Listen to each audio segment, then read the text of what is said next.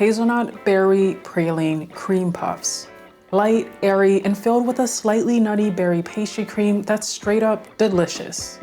Today I'm showing you how to make these from scratch, but also we're talking Noma. You know, that Noma, the one that gets referenced in The Bear at least twice a season. Chef, I would do anything to work at Noma. Bitch, look around, this ain't Noma. Yeah, that one. They've launched this thing called Taste Buds, an annual membership that gives you backstage access to unreleased products from their test kitchen, exclusive events, and other great perks.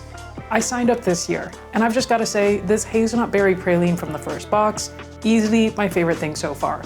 So today, I'm using it to fill these cream puffs, and the result? Kinda life-changing, especially as someone who doesn't have the biggest sweet tooth. So let's get into it. First, let's start with the pastry cream. In a bowl, we'll whisk 3 large egg yolks with 66 grams of sugar until smooth, then put aside. We'll see the mixture lighten in color as we whisk and add air. Then, in a saucepan, bring 1 cup of whole milk to a simmer, then remove from the heat to cool slightly. For a traditional pastry cream, we'd normally add a vanilla pod here, but I'm skipping it. I want the Hazelnut Berry Praline from Noma to shine. Back to our egg and sugar mixture, sift in 20 grams of cornstarch and whisk everything together until well combined. Now, slowly add the hot milk into your egg mixture, a little at a time, whisking as you go. This tempers the eggs so they don't scramble. Once it's all combined, pour the mixture through a fine mesh sieve back into the pot. Cook over medium heat, whisking constantly until the mixture thickens. This will take about 5 to 8 minutes.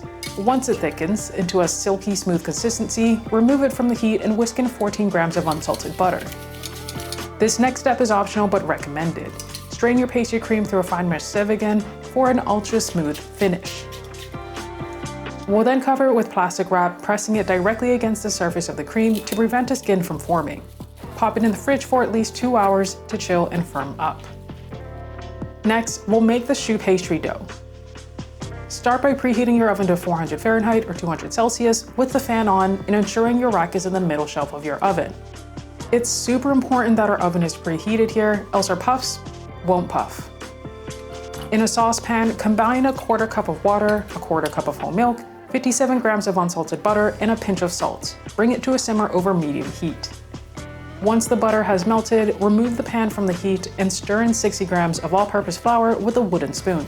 Mix until everything's incorporated, then return it to the heat and cook for another 1 to 2 minutes to cook out the raw flour. We'll put our mixture to the side to cool for a few minutes, then add it to a bowl. We'll then whisk in well, here's how not to crack an egg.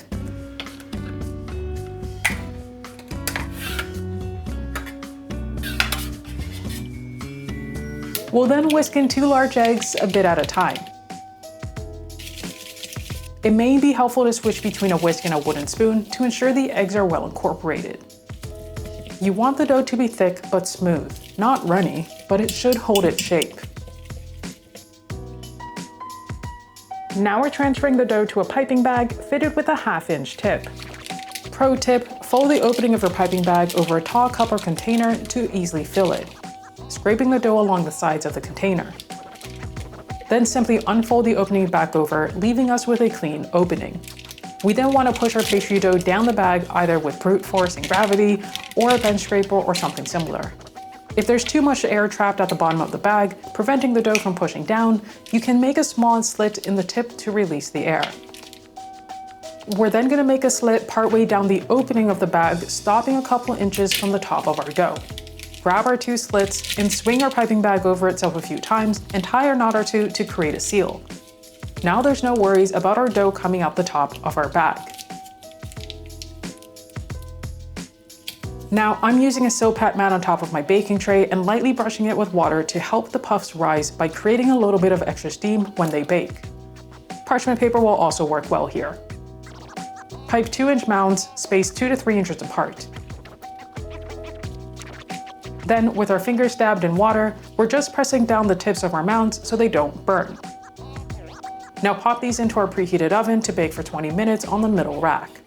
Do not open the oven at any point while we're baking or your puffs won't become nice and airy. After 20 minutes, reduce the temperature to 350 Fahrenheit or 175 Celsius and bake for another 10 to 15 minutes or until golden. Now you can open your oven, remove the puffs, and immediately move them to a cooling rack and let them cool completely.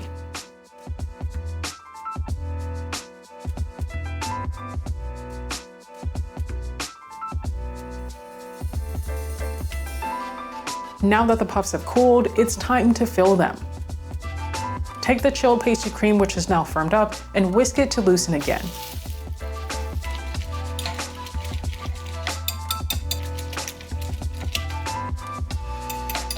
We're then drizzling about 2 to 3 tablespoons of our Hazelnut Berry Praline. Give it a good whisk to incorporate the praline and adjust the flavor to your liking. Now, given this is an exclusive ingredient from Noma, other options like vanilla, Nutella, or almond cream can work great here too. Then we're transferring our now flavored pastry cream to a piping bag fitted with a star tip using the same method mentioned earlier.